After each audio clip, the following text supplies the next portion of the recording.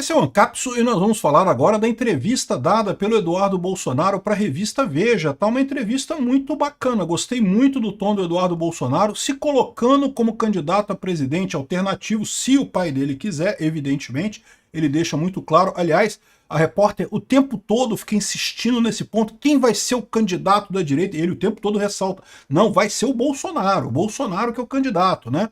Se ele resolver, ele vai indicar outra pessoa, mas enfim...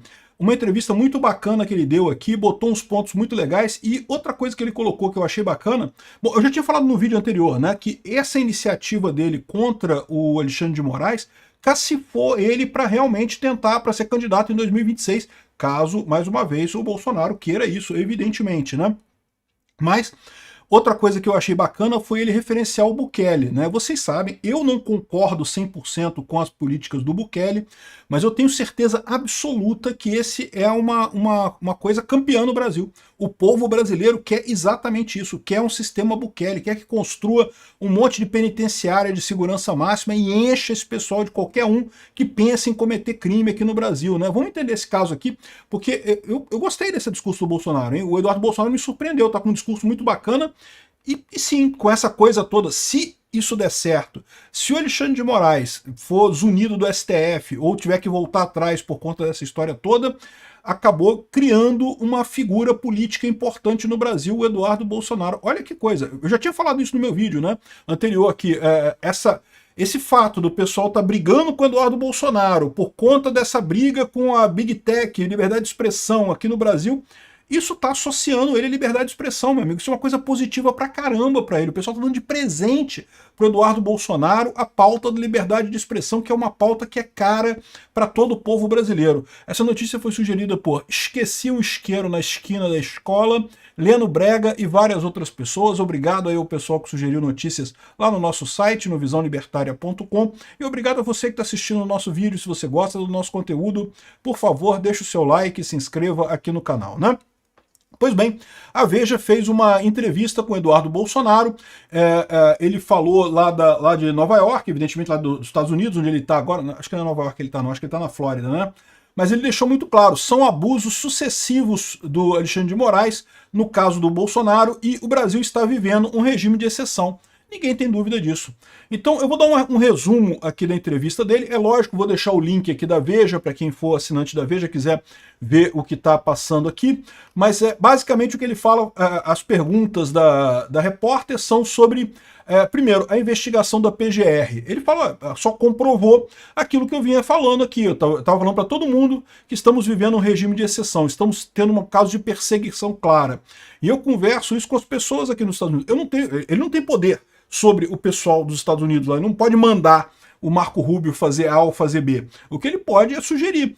Mas aí, no momento que ele sugere isso, o Marco Rubio toma uma medida e o pessoal acusa ele de estar causando a coisa, eles estão entregando, né, a prova cabal de que realmente está havendo perseguição, que realmente não temos uma justiça real no Brasil, está havendo um regime de exceção aqui, né? Ah, mas o senhor está se movimentando. É à toa, como deputado, como uma pessoa da oposição, ele está buscando convencer as pessoas de que o Bolsonaro está correto, então ele está se movimentando. A repórter fala isso quase como se fosse um crime, né? Não, mas você está ousando criticar o Xandão nos Estados Unidos, não pode. Né? Enfim, o que ele está falando não, é exatamente, a investigação contra mim deu a oportunidade de provar aos americanos e ao mundo todo o que sempre falamos, o Brasil está vivendo um regime de exceção. Está corretíssimo nisso, né?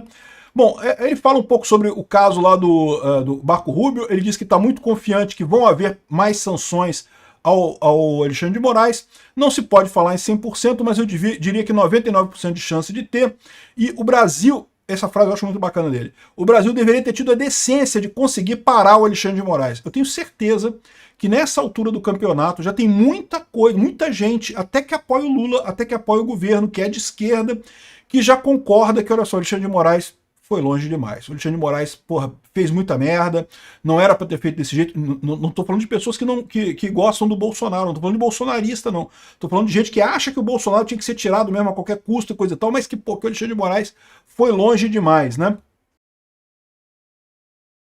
Então, é verdade, o Brasil deveria ter sido capaz de parar o Alexandre de Moraes, não conseguiu parar ele. Por que isso aconteceu, né? Aí eles tiveram que recorrer às autoridades americanas, né? Aqui vamos dar o primeiro passo para resgatar a democracia brasileira.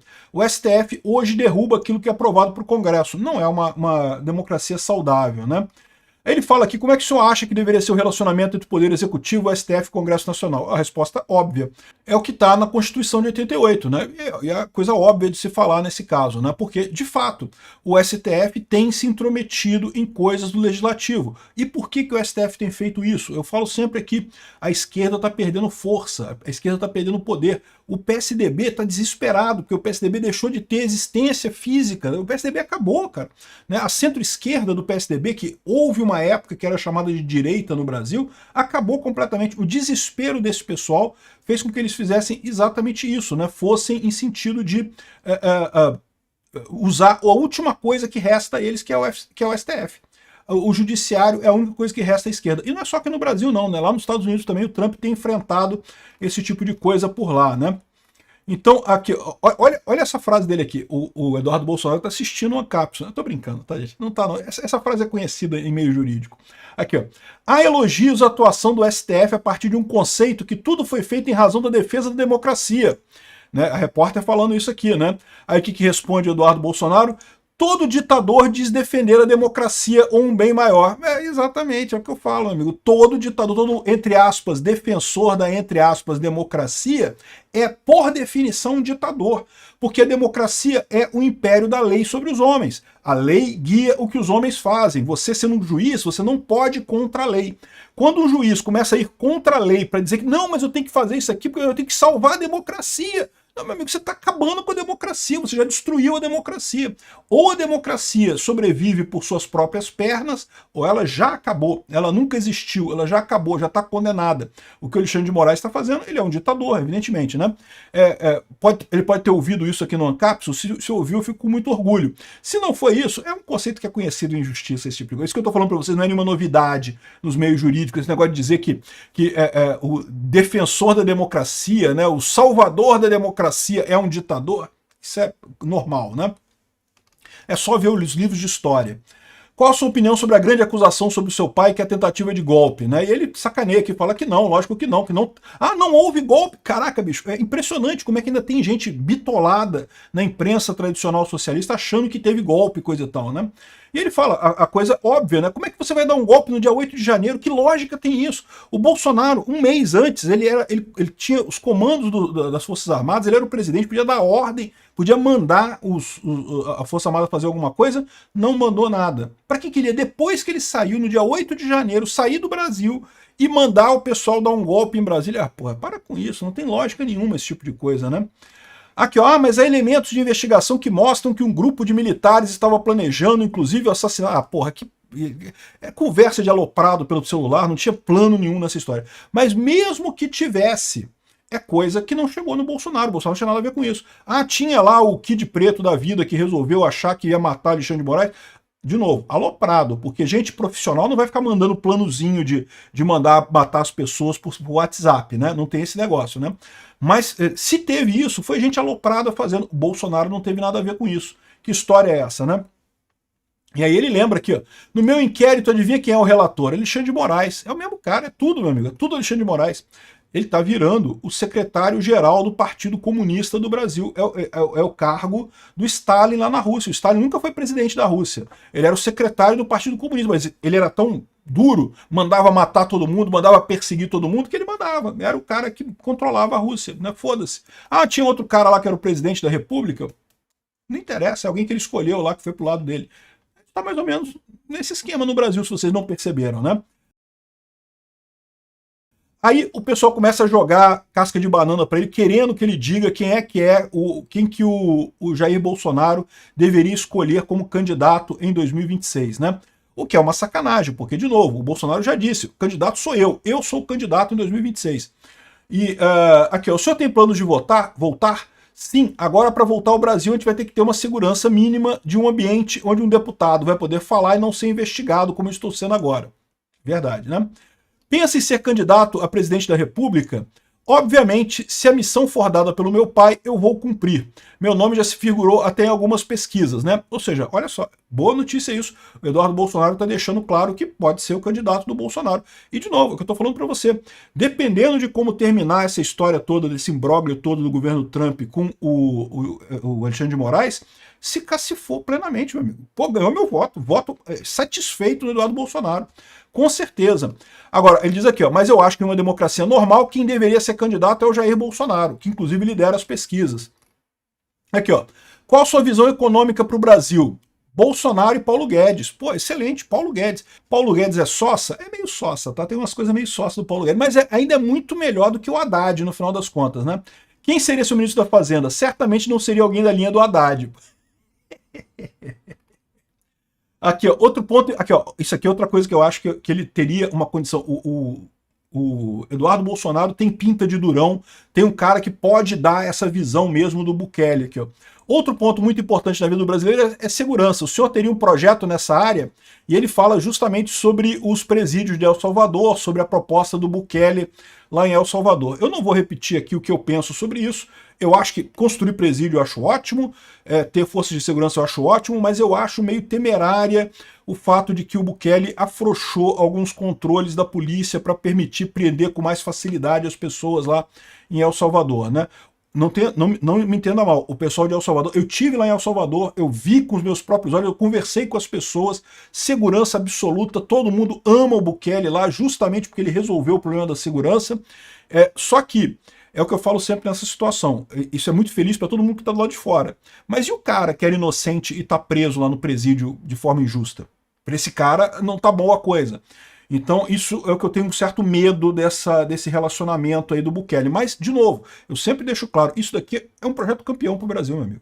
O candidato que conseguir convencer como representante de Bukele ganha eleição no Brasil com facilidade. E o Eduardo Bolsonaro convence. O Tarcísio é outro que pode convencer também. A Michelle Bolsonaro eu não sei se ela convence, porque justamente ela tem um condão mais de conciliação e coisa e tal. Não sei, pode ser que convença também, né? Lembra? Uma coisa é você convencer, outra coisa é você fazer. O Lewandowski não convence ninguém que vai ser durão no Ministério da Justiça, né? Mas para ganhar a eleição você precisa convencer que você vai fazer aquela coisa. As pessoas têm que acreditar na sua palavra que você vai fazer isso. O Lula pode falar 10 mil vezes que vai melhorar a segurança do Brasil, mas ninguém vai acreditar que ele vai fazer um presídio como o Bukele. O Eduardo Bolsonaro tem essa chance, pode fazer isso, né? Aí ele fala aqui sobre a inelegibilidade do seu pai, aí fala sobre outros candidatos, sobre a Michelle, sobre o Tarcísio, e o que ele fala sobre isso é, olha, no final das contas, quem vai decidir é meu pai, o candidato é meu pai, gosto da Michelle, gosto do Tarcísio, acho que são bons nomes, quem vai decidir vai ser o meu pai, né? E você vê a direita no Brasil sem bolsonarismo? Não, ele é o líder. Eu concordo 100% com ele, já falei aqui, não tem alternativa. Esse pessoal que acha, vamos fazer a direita sem Bolsonaro, estão delirando, estão viajando, não sabem do que estão falando. Bolsonaro é tão melhor que qualquer coisa que tenha na direita no Brasil, que não tem alternativa no final das contas. Ele é um cara que se destaca principalmente pela consistência. Desde sempre ele bate no PT. Não tem ninguém que tenha o histórico de briga com o PT tão grande quanto o Bolsonaro. Então não tenho o que dizer nesse caso, eu concordo com ele plenamente. Agora, ele abriu a possibilidade dele ser. Se o Bolsonaro mandar ele vai cumprir a missão no final das contas, né? Bom, aí ele fala sobre vacina, aquelas pegadinhas de sempre, não sei o que ela acha que seu pai vai ser preso. Ele diz que no final das contas acha que ele espera conseguir reverter a coisa toda antes da condenação dele, mas a opinião dele é a mesma que a minha, é a opinião de qualquer um, né? Que tá tudo caminhando para prender o Bolsonaro. O Alexandre de Moraes quer prender o Bolsonaro a qualquer custo.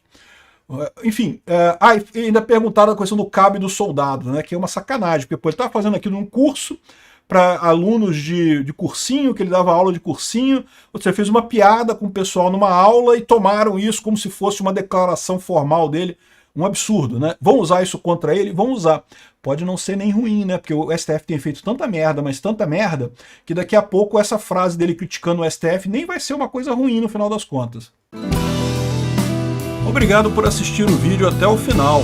Além de curtir, compartilhar e se inscrever no canal, considere se tornar patrocinador com valores a partir de R$ 1,99. Clique no botão Seja Membro abaixo para saber as condições e vantagens de patrocinar o canal. Mais informações sobre o nosso projeto, visite nossos sites indicados na tela.